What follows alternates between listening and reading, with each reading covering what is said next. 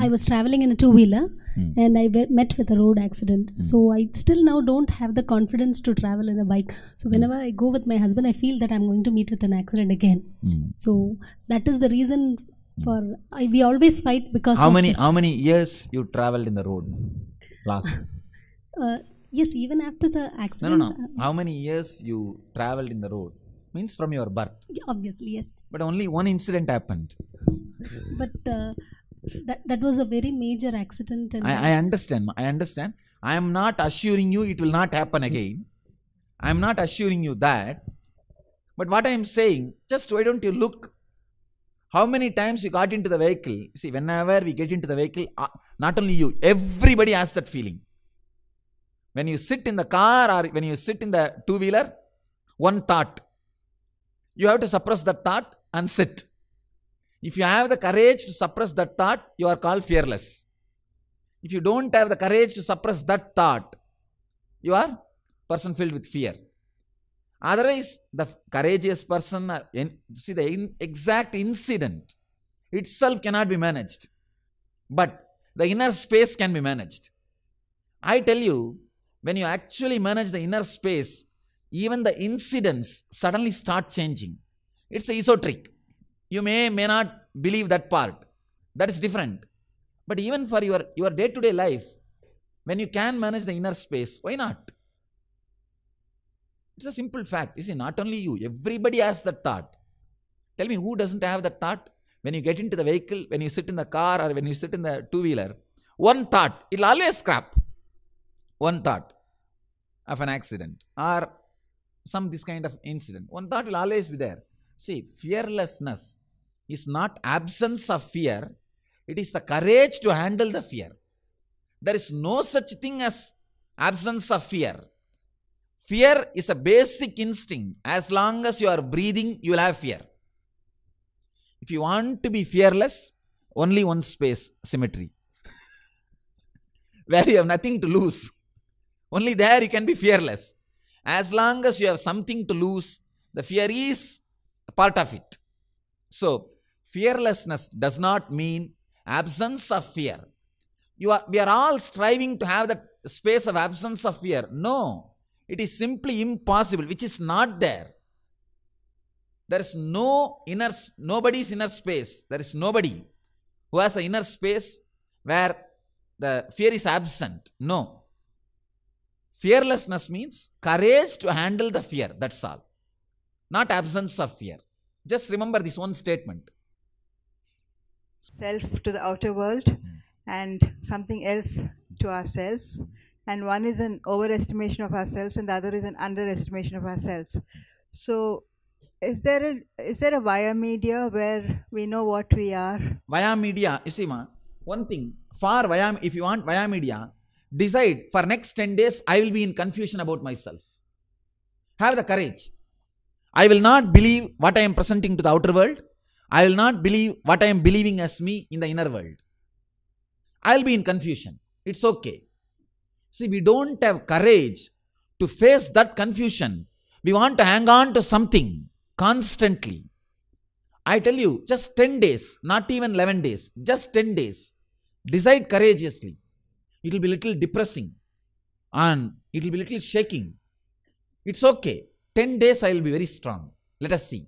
11th day I will not believe this Swami. I will believe what I want only.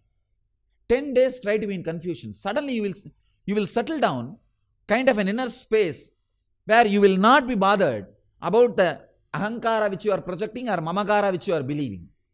This confusion, going through this confusion is what I call tapas. People are afraid of that 10 days, man. People are afraid of that tapas. That is why they want some pseudo idea about themselves. See, you are not courageous enough to go through that confusion. If you just today, if you decide, I will not believe what I am projecting to the outer world as me. And I will not believe what I am believing as me in the inner world. I will not act based on these two ideas. 10 days, my life will be in confusion. It's okay. I will not talk anything from those ideas. I will not do any action from those ideas. I will not move my body out of that two identities. Just for 10 days. Decide. It will be little shaking. Your day-to-day routine may be disturbed for 10 days. It's okay. I say it is worthy. It's worthy. It's worthy. You will see a kind of a courage. Sometimes people may completely feel connected and settled with that confusion. They will not even be bothered that they are confused. That courage is what I call you. Again and again, Ramana Maharshi says beautifully, ask who am I, who am I, who am I. We made that as a mantra. We start chanting like, who am I, who am I, who am I, who am I, who am I. It is not a question, it's a quest. 10 days decide. I will not act on the identity which I showed to the outer world, or identity which I showed to the inner world as me. I will not speak, I will not act, I will not do anything based on that identity. My relationships will have a little problem, my work will have a little suffering, my daily routine may have a little disturbance. It's okay, just 10 days. Decide.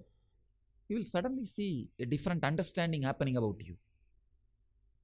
Different clarity rising about you. I will not be able to verbalize that because you have to go through that. See, I know what I am. I can't tell you what you are. Just have the courage for the 10 days. That's what I say tapas. See, all I can do is I can initiate you into tapas. I can give you a little confidence, courage to do tapas. I can't give you the truth. It can't be taught, but it can be learned. Pranam Swamiji. I think today in the context of Krishna in Mahabharata, if you observe, most of the time he is silent. He is silent. Other characters are doing some nonsense. Because of that only able to do something. This is what I observed throughout the Mahabharata, even in battlefield also. So do you mean to say that in managing the day-to-day affairs, we should be like that? Now, two things. Your understanding about Krishna, I am not able to understand, or I don't feel that is correct. Maybe partially. Maybe partially. So, second thing, I am not saying, even if you have understood what you said about Krishna is the truth, I am not saying imitate Krishna. No. Both, I am not saying both.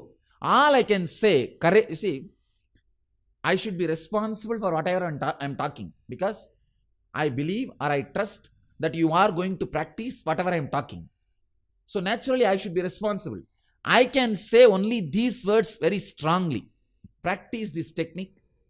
Try to relax into the choicelessness what I am explaining. You will experience Krishna's inner space. This only I can say courageously.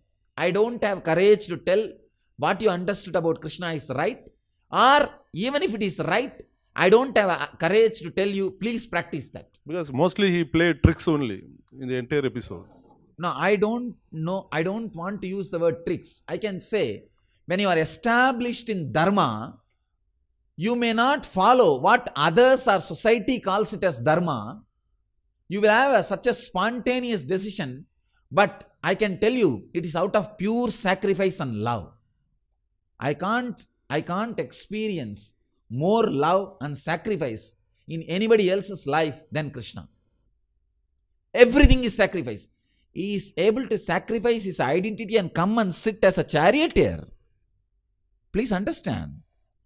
So, if he has gained something out of the whole drama, whole scene, we can say it's a trick. So, I am not able to use the word trick. I can only use the word established in Dharma, and he played the whole game spontaneously. It's a pure love and the pure sacrifice. So I can't see, we never understood Krishna in that way. We understood Krishna from the Western angle. See, whatever we respect, first thing they did, the moment they landed, they very clearly saw these coolies cannot have strong respect about their culture and tradition. First abuse that. That is why Ras Leela was abused. Do you know the historical fact? Whole Ras Leela happened within the age of 10. Krishna was not even 10. By 10 he left Vrindavan. Means what? It's a puppy love. Kids playing with each other. But how it is misrepresented and how it is abused? Understand? Just 10 years kids and pure romance. See, pure romance means just kids growing out of their, when the body gets matured, what response they feel with each other without any imaginations or fantasies added to their being. Pure romance. But how we understand Ras Leela? How we understand Krishna? It has nothing to do with pure romance. Totally distorted figure. Same way, the word trick or the word Krishna is the politician or all those things, it's an idea put into our head. See, the pure sacrifice. Whole thing is sacrifice. It's a pure dharma. It was established in that pure dharmic consciousness. So I am not able to attest your understanding about Krishna. And even if it is right, I won't prescribe, please, I won't prescribe you to imitate. One more thing, Swamiji. I can only say these few words very strongly. I can, see one thing, now whatever I am telling, please add this technique to your life. Just try for 10 days. You will see the new opening in your brain. For all these words, I am responsible. Okay. You can practice and I am available anytime. You can catch me. Right. And I know it is getting recorded. Okay. For all these words, I am responsible. But I can't be responsible or I can't tell your understanding about Krishna is right or wrong or imitate that. One more thing, Swamiji. My personal observation, once again I may be wrong, regarding this courage. I have seen in my life Humpty times, Humpty people, those who are smoking, those who are having liquor, they seem to be more stronger than people who are having vegetarian or simple life. Why so? No, I am not promoting vegetarianism now. And I am neither funded by any breweries to promote alcohol. So, in my humble opinion, the vegetarianism, alcohol, all these things doesn't have a direct relationship with your courage and all those things. With your courage or confidence or management skills and all those things, they don't have direct relationship. Usually when you see, two kinds of leaders are there. People who achieved the status, people who achieved the state. There are so many people who achieved the status by politicking. They have not achieved the state of the leadership. They are not having the leadership consciousness. They don't stay in the leader consciousness. Here what I am teaching is leader consciousness. When you achieve the leader consciousness, automatically non-veg drops you. You don't drop non-veg. Non-veg drops you. Alcohol drops you. So this kind of leaders are there. And there are other kind of leaders who achieved the status, but they may not have the state of the leader. They may not have the inner space of a leader. Maybe politicking, or nobody else is there. Just because of that emptiness, vacuum, they have got the seat. So that kind of leaders may have non-veg, may express courage, may have smoking. You cannot compare that scene. You cannot take that as a benchmark and say, no, we vegetarians are not that courageous, that successful, not become that leaders. So it's a state and status. See, I do not know the science of how to achieve the status of leader. That you have to ask the people who achieve that way. I can only teach you how to achieve the state of a leader. I tell you one thing, surely state follows the status. The status is followed by the state. I don't think status, after the status, state should come, but sometime after achieving the status, people when they see the depression, they work for the state. That happens. But it's not compulsion. But usually, not only usually, I can guarantee if the state is achieved, status follows. Because when the non-mechanical parts of your brain is awakened, you just live in a different way. And one more thing, the untapped resource on the planet Earth, the most valuable untapped resource on the planet Earth is human resource. Untapped resource. If our inner conscious, inner space is awakened, we call it Pratyagatma Chaitanya Jagrata, you will do totally different things. And your understanding will be totally different. So when the state is achieved, status is inevitable. It has to follow. He transformed many lives. Even in my case also, I learnt a lot from Dale Carnegie's books. how to win friends. Interpersonal skills, by reading scriptures or by reading all But the I things. don't say that is I a did not get it. transformation. Please understand, that's not a transformation. That may be a makeup. No, but whatever See, it may be, that interpersonal skills and all is a makeup. It's a skin deep. That's not a transformation. Please don't use the word transformation. Transformation means your very way of living will be different. Your very way of feeling about you as you will be different. Yes, sir. I can be was sure. transformed. Huh? Positive thinking books, then Dale Carnegie books. That's really wonderful books, and they See, transformed me have they plenty. see, Rather man, than the scriptures, whatever I read, Vedic scriptures, or whatever it may be, I read, it did not help me. two things. The way you may not have read the Vedic scriptures with understanding. You might have read in a different language and different situation. That is one thing.